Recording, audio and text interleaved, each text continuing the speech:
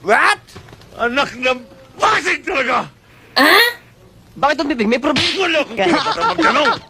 Kung may problema man ako, sa akin na lang yun! Naintindihan ba? What? Opo, Don Piping. Wala akong sabi karapatan magtanong! O, sumagot!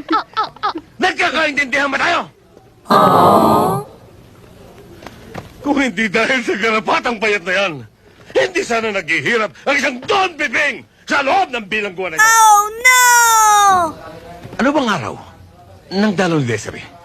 Sa makalawa. Bakit, Don Piping? Kailangan ko siyang makausap.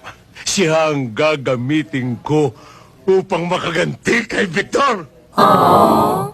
At pipigain ko na ang natitirang dugo ng garapatang payat na yan. What? Don Piping. Paano mo naman siya uubusan ng dugo? Aray ko! Ako lang ang nakakalam nun! Ako lang!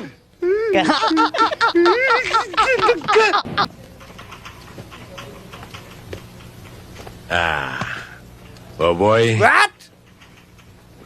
saan pwedeng kontakin ni Desiree si Kulot? Oh, no!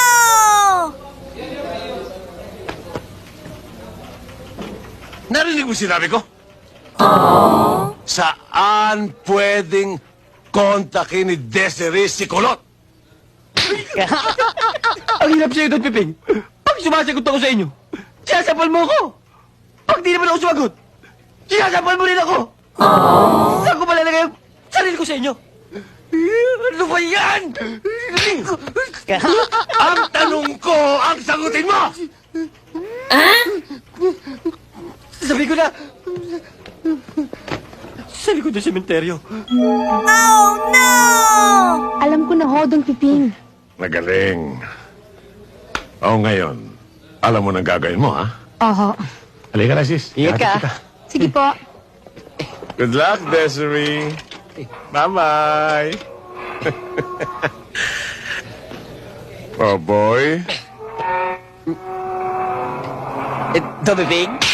Bakit sa kanya mo sinabi at hindi sa akin?